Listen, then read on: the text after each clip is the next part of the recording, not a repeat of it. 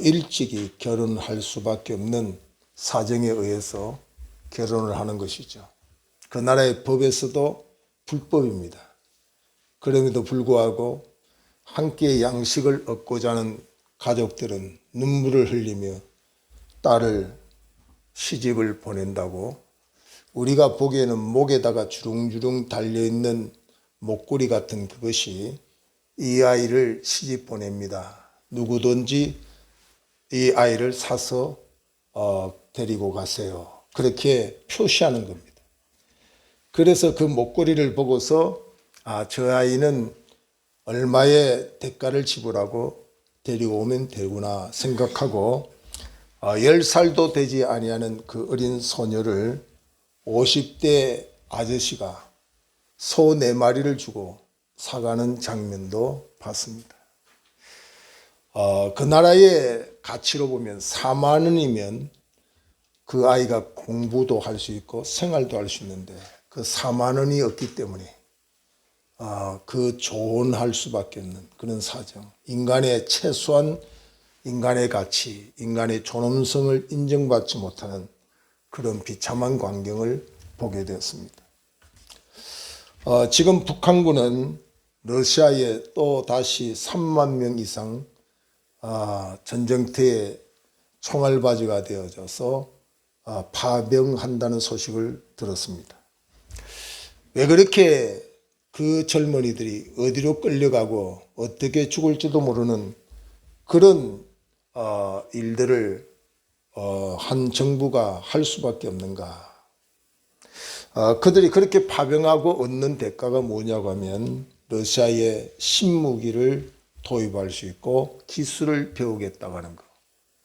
인간의 가치가 참으로 너무나도 땅에 떨어지는 그러한 사회의 모습을 보게 되죠.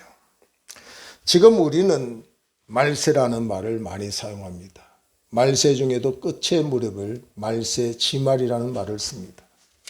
이거는 신앙인만이 쓰는 게 아니라 불신자들도 어떤 일을 이해할 수 없고 상상도 할 수 없는 일을 직면할 때 정말 말세야, 말세야 하는 말을 잘 씁니다.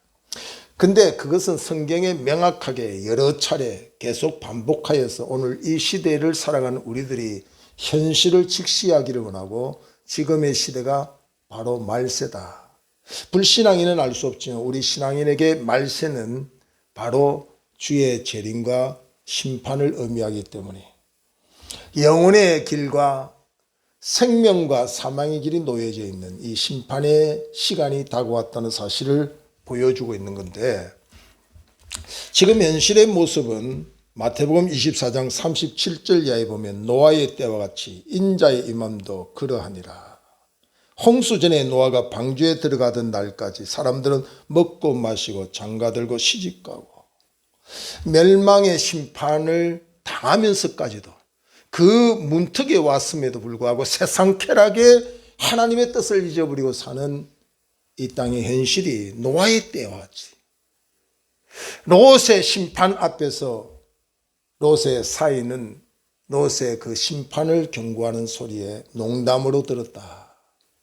오늘 어쩌면 신앙인이 재림을 믿는다고 하지만 재림의 설교, 재림의 말씀 앞에서 혹이나 농담으로 듣고 있지 아니할까.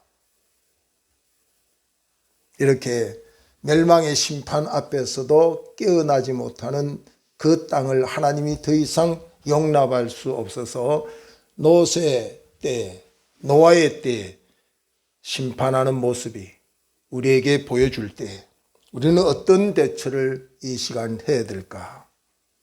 노아의 때, 롯의 때보다도 우리는 좀 더 나은가?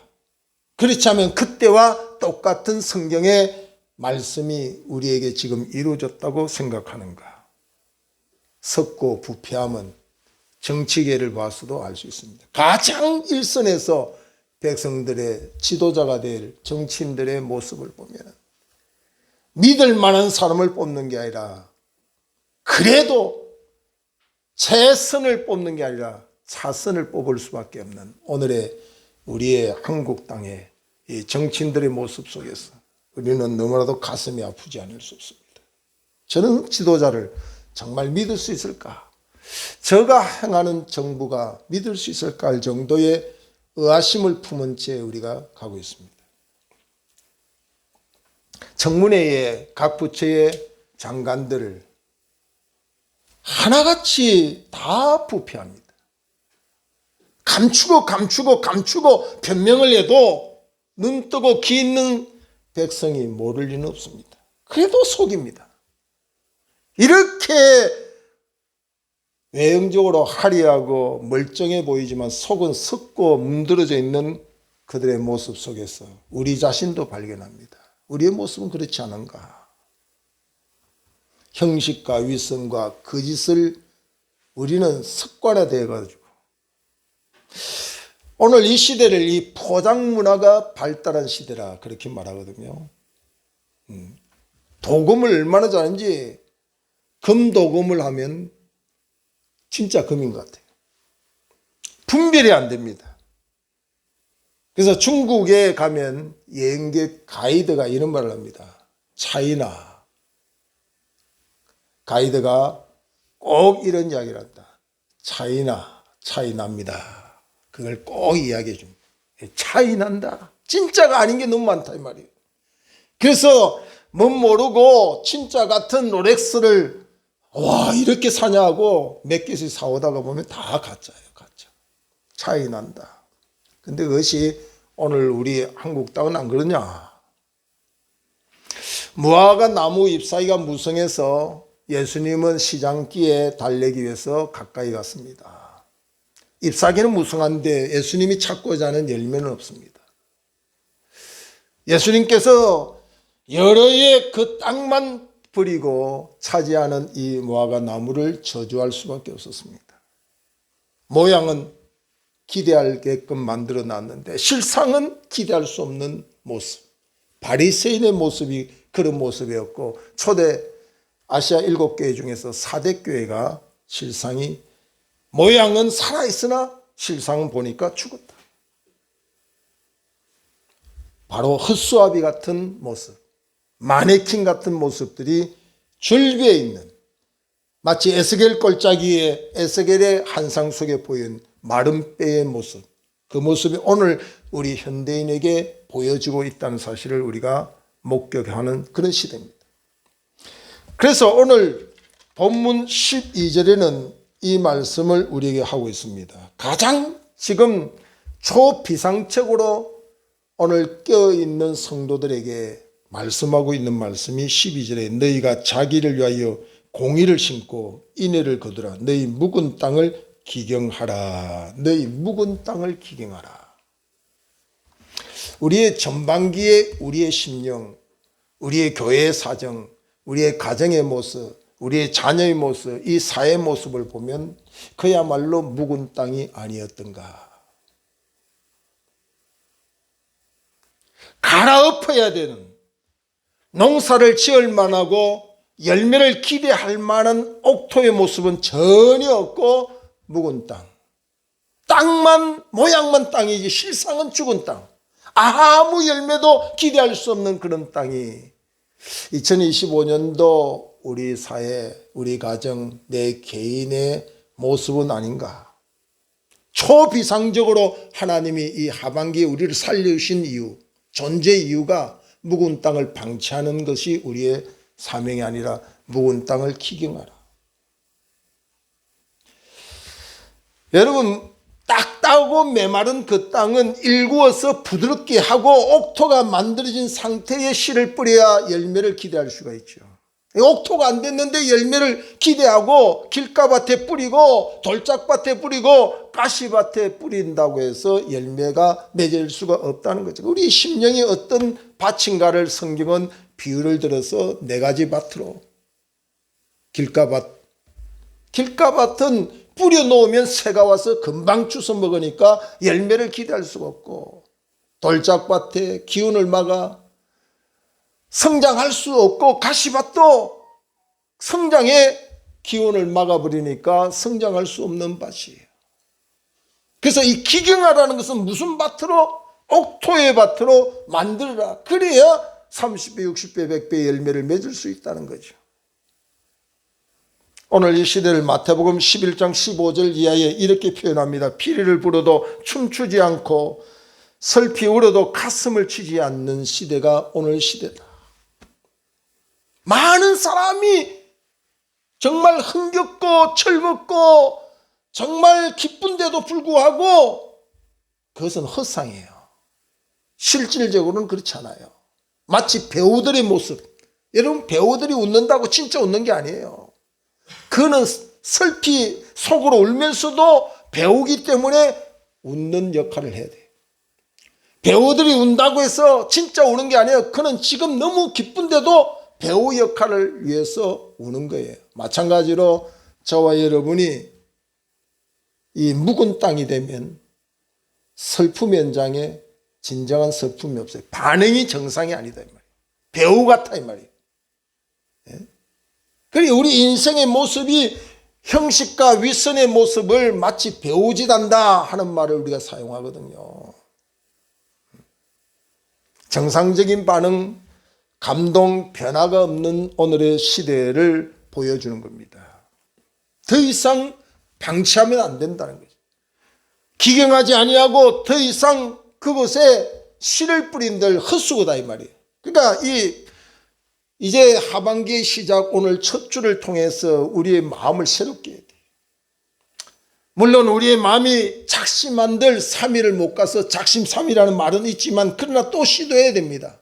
사단은 계속해서 우리에게 송사합니다. 너 어제도 결심했고 지난해도 결심했고 또 안 되던데 하고 우리를 미리 포기하게 하지만 그러나 오늘 성령께서 우리를 다시 한번 기회를 주고 감동될 때에 다시 우리가 결단하기를 주의 이름으로 축원합니다. 결단하는 겁니다. 새 마음을 넘어지고 쓰러지고 결단한 것이 안 되고 안 된다 할지라도 오늘 또 주신 기회를 붙잡고 우리의 결단 위에 성령님 도와달라고 성령님과 함께 나아가야 될 줄로 믿습니다. 언제부턴가 우리의 기도에도 눈물이 말랐습니다. 그렇게 주님 앞에 와서 기도하면 감사 감격의 눈물이, 회개의 눈물이 정말 샘솟던 내 눈에 눈물이 거쳐있는 그런 삶을 도전해야 돼. yani 눈물이 없는 감사와 감격과 회개가 없는 기도, 그런 신앙생활은 결코 헛수합이 없다. 그는 실상은 죽은 겁니다. 눈물을 누가 흘리라고 해서 흘리는 게 아니라 말씀을 듣다가 기도하다가 하나님의 은혜를 생각하다가 묵상하다가 흐르는 그 눈물을 주체할 수 없는, 요즘 제 영상을 듣고 이렇게 새벽기도 나오시는 분이 있는데 앉으면 눈물로 기도해요. 앉자마자 어떻게 수도꼭지를 그때 탁 트는지 눈물을 쏟아가며 기도해요. 내용이나 사항을 구체적으로 알 수 없지만 하나님 전에 나와서 눈물을 흘릴 수 있다는 것은 축복이라고 생각합니다. 저는 부럽습니다. 마치 추억같이 언젠가 저렇게 흐르던 눈물이 내가 주 안에서 그쳐진 그 세월, 그런 신앙의 모습, 결코 하나님이 기뻐하시는 것은 아닌데, 예배를 드려도 감격스럽고 마음이 뜨겁고 새로운 결단과 각오로 행동하던 그런 신앙, 그 옥토에 하나님이 복으로 허락해 주실 텐데, 우리의 땅은 묵은 땅입니다. 씨를 뿌린들 아무리 설교를 들은들 진단은 잘 받습니다. 설교 들을 때 목사님 설교 들으니까 좀 더 기도해야지, 좀 더 믿음으로 살아야지, 좀 더 전도해야지. 내 심령 상태의 진단은 설교를 통해서 잘 받지만 그 진단받은 대로 사는 것이 안 된다. 사는 게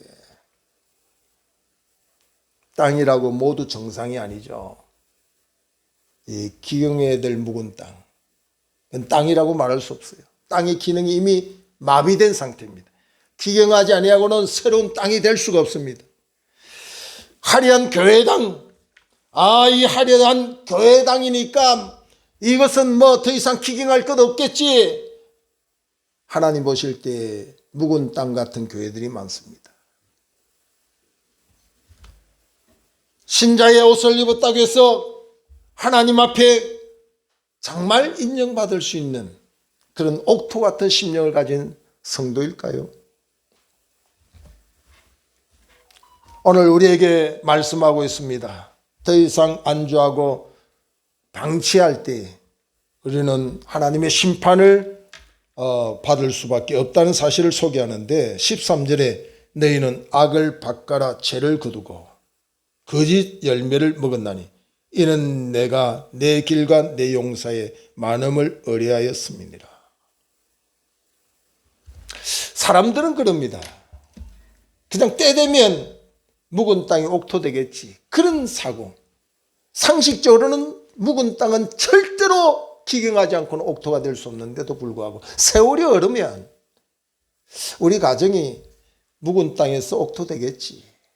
뭐 교회 왔다 갔다 하다 보면 세월이 흐르면 내 묵은 땅 심령이 옥토되겠지. 여러분 착각하면 안 됩니다. 나는 지금 부자가 되고 부를 얻었으니 나는 옥토겠지. 나는 하나님의 축복을 받아서 이 잘 사는 것을 통해서 보니까 나는 반드시 옥토가 되었다 하는 사실을 혹시 안주하고 있지 않습니까? 내가 하는 일이 잘 풀리니까 나는 옥토야. 난 더 이상 묵은 땅이 아니야. 기경할 이유가 없어. 안주하진 않습니까? 오늘 본문 10장 1절을 보면 이스라엘은 열매 맺는 무성한 포도나무라. 그 열매가 많을수록 재단을 많게 하며 그 땅이 번영할수록 주상을 아름답게 하도다. 여러분, 물질이 많으면 많을수록 우상숭기라는 물질이 아니잖아요. 포도나무의 열매가 무성하면 무성할수록 하나님을 더 잘 섬겨야 되는데 우상을 섬기고 세상을 의지하고 세상에서 방종하고 산다고 하는 이 사실이 얼마나 가슴 아픕니까? 여러분, 우리는 이 땅에 인구가 적어서 우리를 존재한 게 아니라 반드시 기억해야 되는 사명입니다. 누구든지 다 사명 때문에 존재하는 거예요. 걸레 한 조각도 사명 때문에 존재하는 거예요. 걸레를 가지고 닦으면 깨끗해져야 그 걸레를 버리지 않지, 닦을수록 더러워지면 그 걸레는 버리게 돼 있어요. 사명이 제대로 이행되지 못하는 걸레는 버려지는 것처럼 오늘 이 땅에 사명 있는 자는 절대로 버려지지 않습니다. 우리가 방종하고 방황하는 이유가 사명을 잊어버리기 때문이에요. 사명을 잊어버리기. 왜 하나님의 축복을 받고 부자가 되고 많이 배우고 세상에 권력을 얻고 명예를 얻으면 왜 더 방종합니까? 그 사명이 잃어버려서 그래요. 사명이 정확하게 서 있는 사람은 주시면 주실수록 사명을 다하는 거예요. 허락하신 하나님의 은혜 위에 그 사명의 길로 정확하게 가는 거죠. 하반기를 통해서 저와 여러분이 내게 주신 사명, 우리 가정의 사명, 우리 교회의 사명, 이 나라의 사명이 뭔가를 돌아봐야 돼요. 사명을 잃어버린 그때부터 우리는 편법을 쓰고 세상의 쾌락과 위선과 형식에 사로잡혀 살 수밖에 없다는 사실입니다. 병든 심령,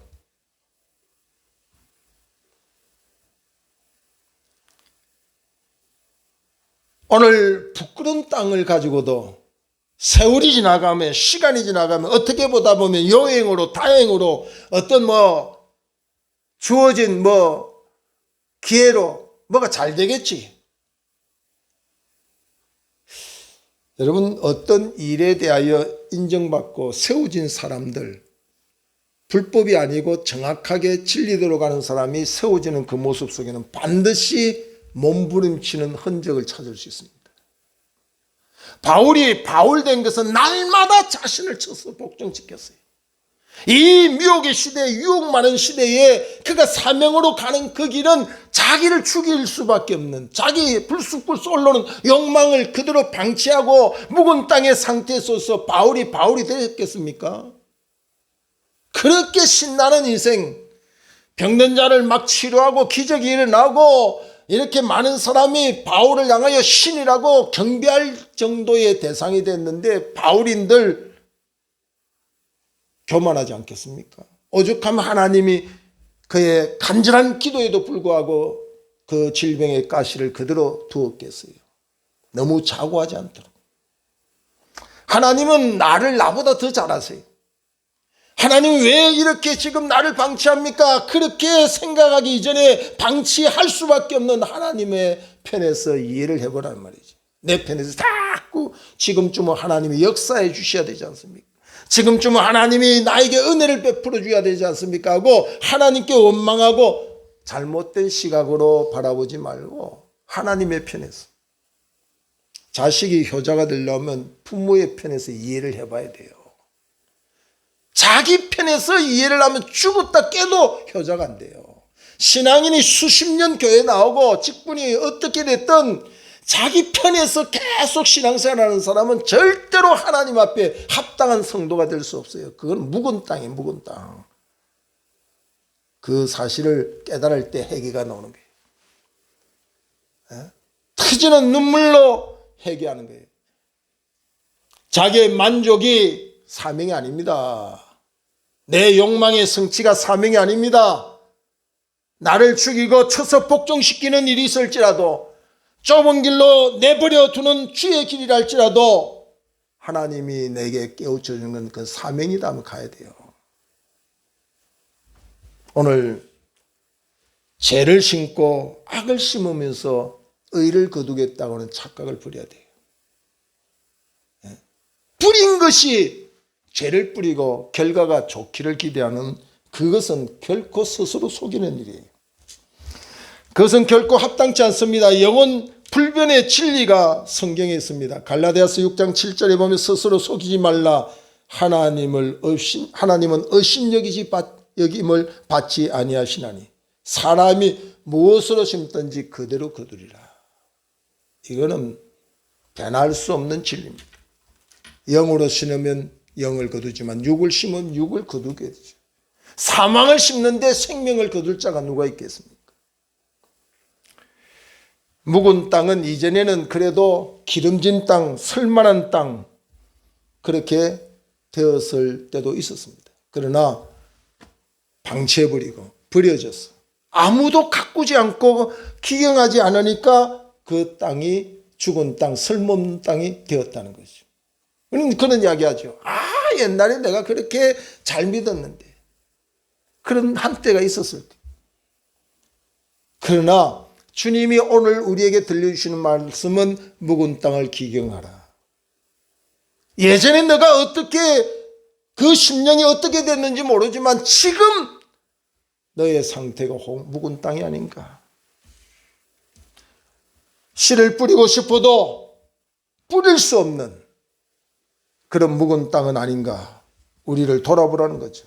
에레미야 4장 3절에 보면 너희 묵은 땅을 갈고 가시덤불에 파종하지 말라. 가시덤불 뽑고 난 뒤에 파종해야 돼. 잘 옥토를 만들고 가꾸고 난 뒤에 씨를 뿌려야지. 돌짝밭에 씨를 뿌리는 어리석은 짓. 가시덤불에 씨를 뿌리면 어리석잖아요. 길가에 새가 오면 쪼아 먹을 수밖에 없는 그런 심령의 씨를 뿌린다. 똑같은 교회, 똑같은 목사님이 복음의 씨를 뿌리고 말씀의 씨를 뿌리도 어떤 이는 학교에도 마찬가지예요.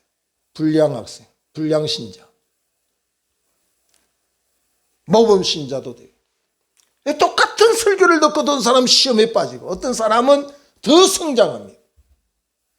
똑같은 물을 먹고도 생명을 살리는 사람이 있고 뱀은 물을 먹고도 독을 품잖아요. 여러분 부유하면 예전에는 이 자가가 별로 없어요. 그래서 교인들이 차만 주면 이거 가지고 계속 내가 기도하러 다니고 막 전도 다니고 막 그런 결심을 하고 자취심. 요즘 차가 너무 흔하잖아요. 그죠? 예전에는 차만 주면 막 교인들 다 태워가지고. 차 주니까 그건 안 하고 엉뚱한 일만 하죠. 엉뚱한 일. 그러니까 많을수록 풍요로울수록 주를 향하여 사명으로 가면 되는데 풍요로운 게 역행하는 거예요. 진리를 거부하고 말씀을 거부하고 자기의 정욕대로 살아가는 그 삶이 얼마나 하나님 앞에 합당치 않으면 하나님께서 이 묵은 땅을 방치하는 이상 더 이상 기대할 수 없어서 심판할 수밖에 없다. 말씀하고 있는 거죠. 여기 구체적으로 보면은 이 묵은 땅의 상태를 2절에 이렇게 10장 2절에 이렇게 소개합니다. 그들이 두 마음을 품었으니 이제 벌을 받을 것이라. 하나님이 그 제단을 쳐서 깨뜨리시며 그 주상을 허시리로다. 그들이 주상을 섬기고 우상을 섬기고 제단을 쌓는 일들이 하나님을 완전히 100% 무시한 건 아니에요. 버린 건 아니에요. 하나님도 믿고 하나님도 의지하고 우상도 의지하는 거예요. 세상도 의지하는 거예요. 이게 교회 안에 만연되어 있습니다. 우리의 신앙인의 모습입니다. 오늘날 현대 신앙인들이 세상을 의지한다고 해서 하나님을 완전히 잊어버리고 버린 게 아니에요. 단 0.001%는 기대도 합니다. 무슨 말이냐면 욕심이 욕심. 이것도 복을 받을 대상이면 그것도 쫓아가고 이것도 복을 받을 대상이면 그것도 쫓아가는 이런 두 마음을 품은. 근데 성경은 하나님과 물질을 겸하여 섬길 수 없다. 하나님이면 하나님, 물질이면 물질이 선택돼야 되지. 겸하여 섬기는 어리석은 자가 되지 말라고 이야기합니다. 그런데 포도나무, 포도원에 열매가 많이 맺히고 부한 상태 속에서 이들의 하는 행위는 뭐죠? 절대적으로 하나님을 섬기는 자리로 나아가면 되는데 두 마음을 품는 거예요. 이게 혹시 우상을 섬기니까 복을 받는 것도, 혹시 이것이 세상적으로도 복을 받는 것 같아 생각하여서 욕심, 욕망대로 사는 거죠.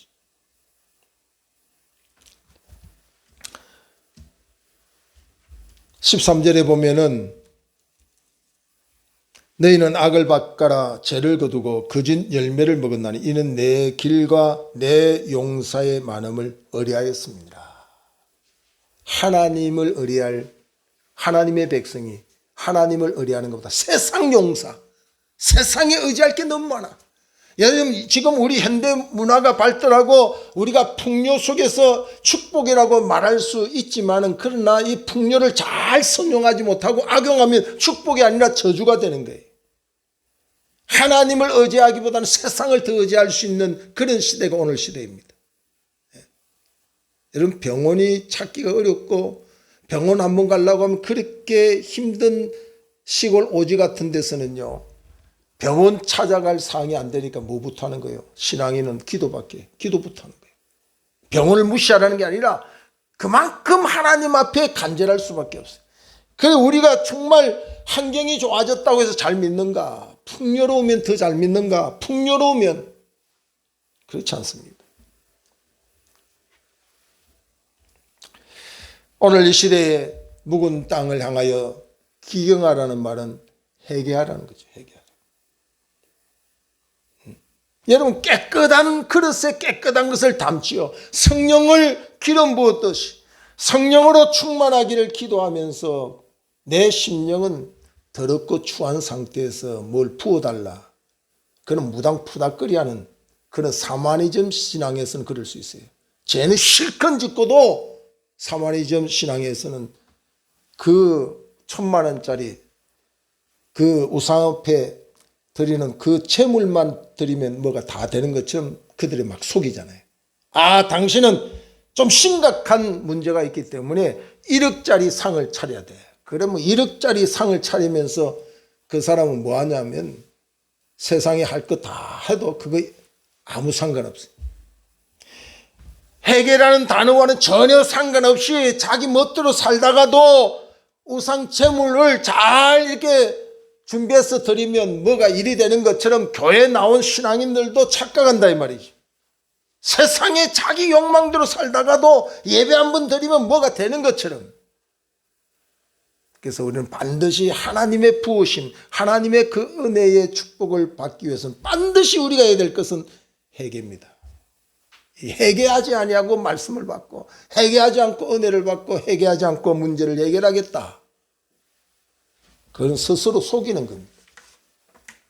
어떤 어리석은 자가 개밥그릇에 자기 사랑하는 자식의 밥을 담을 사람이 있어요? 그래서 깨끗이 개밥그릇이라도 그릇이 없으면 깨끗하게 씻고 난 뒤에 그게 밥을 담죠.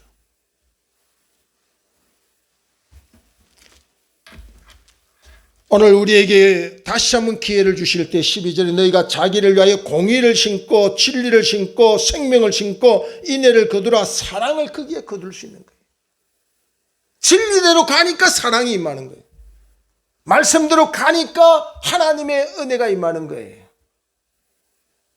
물질의 묵은 땅, 우상 섬기는 땅, 부패와 부도덕의 땅, 불순종과 불의의 땅이 해계하지 않고 기경되지 아니하고 우리에게 허락된 은혜는 없습니다.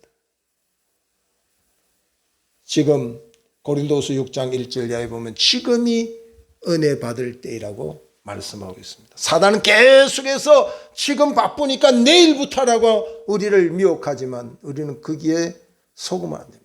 지금 우리가 시급한 일이 뭐냐면 오늘 이 자리가 저와 여러분의 하나님의 긍휼을 받을 때, 불쌍히 여김을 받을 때 철저히 회개하고 묵은 땅을 기경하는 자세로 나아가면서 이 하반기에도 하나님 나에게, 우리의 가정에, 우리의 자녀에게, 우리의 삶의 여정에 하나님의 긍휼의 비, 그 단비가 내려주시고 하나님의 은혜의 폭포수가 내려질 수 있도록 믿음으로 기도하면 하나님이 반드시 하반기에 여러분의 손을 높이 들어서 여러분의 입을 한나의 입처럼 열어주셔서 아름다운 간정, 하나님의 은혜의 간정을 하게 될 줄로 믿습니다. 기도하겠습니다. 존귀하신 하나님께 영광과 찬송 올려드립니다. 오늘도 하반기를 시작하는 이 첫 주에 우리의 마음을 새롭게 하고 묵은 땅